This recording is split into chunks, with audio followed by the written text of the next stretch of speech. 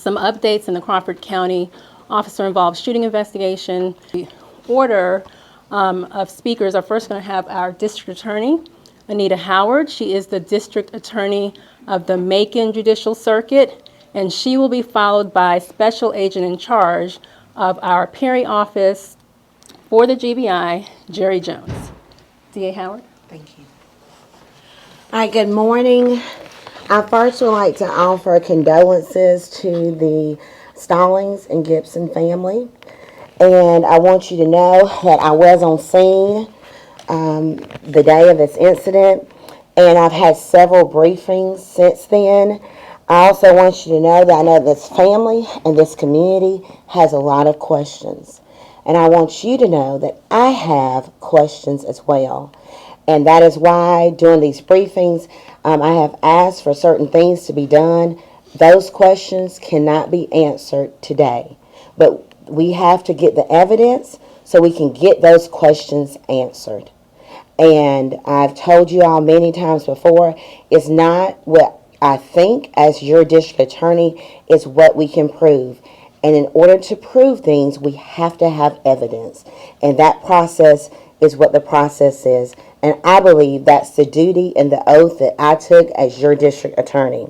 I also would like to say that we will not do anything that will jeopardize justice in this case or any other case, and we have to follow the evidence. Good morning. As Director Miles said earlier, my name is Jerry Jones. I'm Special Agent in charge of the Region 13 Field Office. To let you an update, the investigation is going well. Since the day that we were requested to come in and conduct an independent and thorough investigation, that's what we've been doing. A lot of investigative acts have taken place. They're continuing to go on at this time. Obviously, a lot of evidence is being collected. That evidence is being forwarded or has been forwarded to the GBI Crime Lab for analysis. And so what we will continue to do is gather information, conduct interviews as information does come in of those folks that potentially, if there's someone out there that knows something, by all means, we'd like to talk to you. But we have conducted a lot of interviews up to this point and conducted investigative acts. That's the biggest thing that I wanted to get across is we are going to conduct the investigation, and we will be thorough to ensure that we have got an accurate account of what happened that day. So our goal is to leave no stone unturned to make sure we are thorough with the investigation.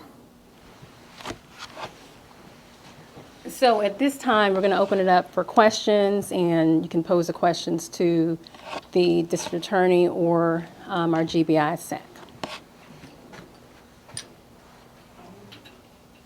Good morning. I'm Patty Bentley. Thank you all for conducting this press conference this morning. But can you share with the public the process of how GBI became involved in this case, as opposed to the local law enforcement officers conducting this investigation? Okay.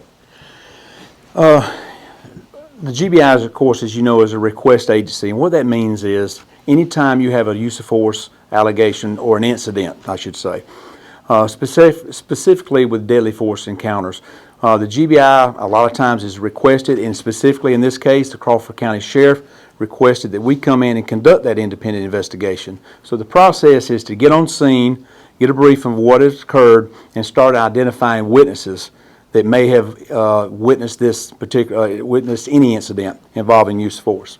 To gather information from the law enforcement officer that has been involved, to gather evidence that can be collected at the scene of where this occurred. So it's a matter of interviews, and gathering evidence at the scene, collecting any potentially, a lot of times there's video and audio recordings that we can analyze to corroborate what we're being told. Taking that evidence and then forwarding that evidence to our lab for analysis. So it's a matter of interviews, collecting evidence at the scene, taking and our crime lab conducting an analysis to ensure that everything is matching up to what we're being told. So it's the idea of that sheriff's office, that police department, providing that request to us to come in to conduct that independent investigation. Follow-up question. Can you explain how you will be communicating with the family, the update the investigation? Yes. Our goal is to identify family members right at the beginning. So to let them know that we are going to be conducting the investigation, letting them know what the process is. Now, obviously, the process sometimes can take several weeks. When I say several weeks, obviously, the interviews, the scene examination is something we're conducting right away. However, the drawn-out process for the family a lot of times in the community is the analysis that's being conducted at our crime labs. That takes time. And, of course, as I like to, what I say to the family, and I know it's difficult in times like this, is to trust the process, to trust us to conduct a thorough investigation, an independent investigation. So our goal is to make immediate contact with the family and to give them updates as we can. Obviously, in a criminal investigation, it's a balancing act of not sharing information that's critical to the overall investigation, so the district attorney can make an analysis or judgment based on that investigation. So it's about keeping the family informed, but at the same time getting the point across that there's just some things that we can't disclose during it, and it's not to hide anything, but it's about the integrity of the investigation. Yes, ma'am. So it's our understanding that this deputy has now had at least 2 deadly force incidents. At what point did the deputy follow protocol in both situations, and at what point would maybe Crawford County reevaluate protocol if maybe this has become a problem? Anything to do with employment status of any law enforcement officer, whether it's a chief of police or a sheriff, that is something they'll have to take and make a judgment on their own. Obviously, we will come in and conduct investigations, and sometimes there are officers that have multiple encounters, deadly force encounters. That's not normally the norm, but it does happen. This is not the first case where law enforcement officer has been involved in a deadly encounter.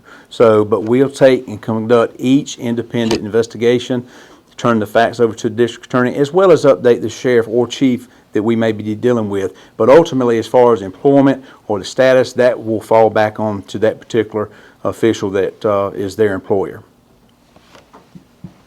Do you Yes. guys have any autopsy results, or know when you guys will get them back? Our case agents and crime scene specialists will interact with the medical examiner staff, but keep in mind that is preliminary. They can give us information that they revealed during the course of the autopsy. However, it's not official until we get that report, and sometimes that could be several weeks before we actually get that report back. Yes, sir. Yes, Raymond Dickey. My question is, I noticed on the GBI website on last Tuesday, it mentioned deputies. In fact, our local paper printed the same thing. But on Thursday, when I went back to the website, it did not mention anything about deputies in that briefing. It only mentioned a deputy. This was Thursday. Last Tuesday, it mentioned deputies. But Thursday, the briefing on the GBI website said deputy. That was a change. Let me say this. A lot of times when, as far as, I may let Director Miles address that, but ultimately, a lot of times we may say deputies responded to the scene, but in this particular case, we're talking about one law enforcement officer that was involved in this particular incident.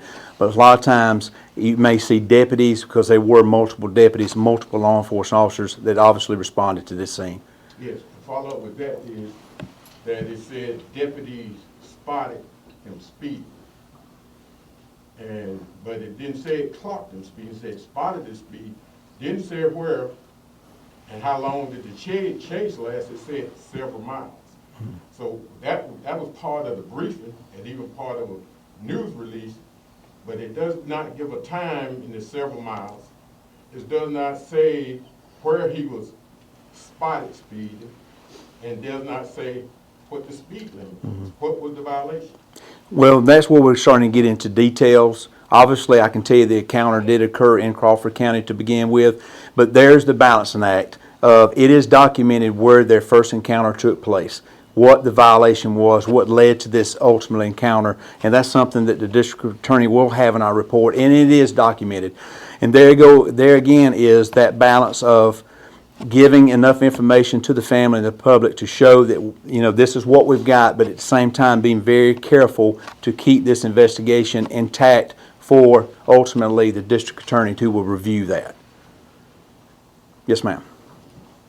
I am Pastor Charlotte Smith, a local leader here in the area. I have a church and a domestic violence 501c3 outreach.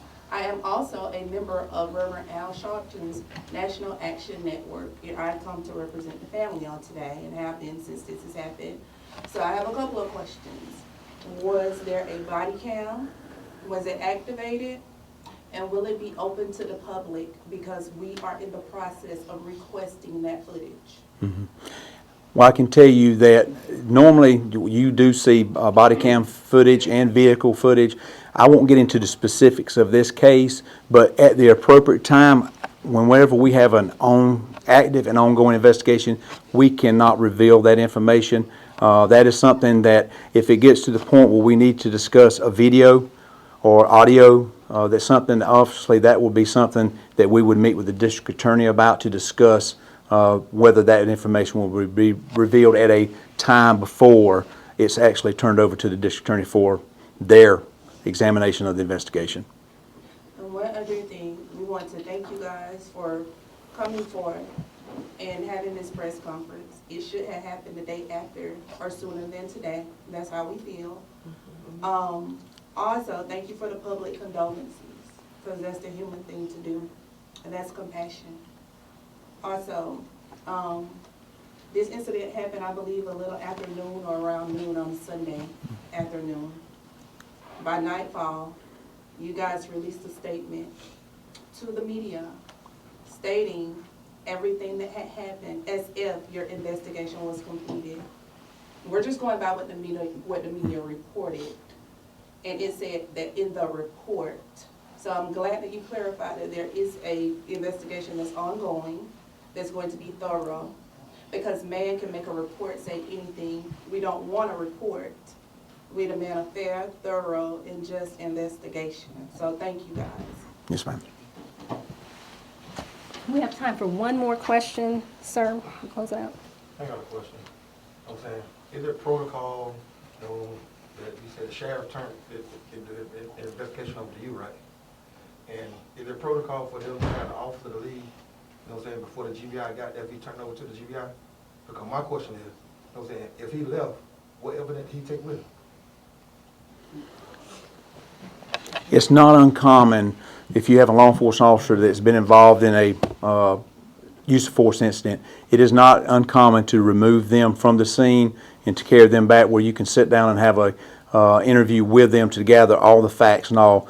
But yes, there's a process we go through. But yes, sir, that is not uncommon for that to occur. Ms. Barber, can you explain to me what did he do to get murdered? Well, other than what we've released up to this point, and we'd be glad to sit down with you one-on-one and give you the basic information, just like what we've done up to this point. But as far as getting into the specific details, we still will not be able to do that. And there again, I know it's tough, but that's where you're going to have to trust us to put together that independent and thorough investigation. But there are certain things we can tell you, and it's like I've spoken with the family before. There's certain things we can tell you and just certain things we can't until that investigation, or this investigation, is complete. Well, can you tell me how many times my son was shot? Can you tell me that? Because I don't know anything. Yes, ma'am. Well, we've had some conversations, but I tell you what I will be willing to do is sit down with you when we wrap this up and give you some details of what I can give you. And all this comes because they thought he was speeding. It looked like he was speeding. At this point, just want to thank everyone for their time, for coming out. The last thing that anyone wants to extend us, I know, is patience, but these investigations do take time. We want to make sure that it's done right. The purpose of a local law enforcement agency like the Crawford County Sheriff's Office asking the GBI to come in is that so it can be an independent investigation. And we have a track record of very thorough independent investigations that precedes this particular one. So thank you so much for your time. As there are additional significant investigative updates that we can share, we'll make sure that we do that. And like Zach Jones said, we'll make sure that he we communicate with those family along the way. Thank you.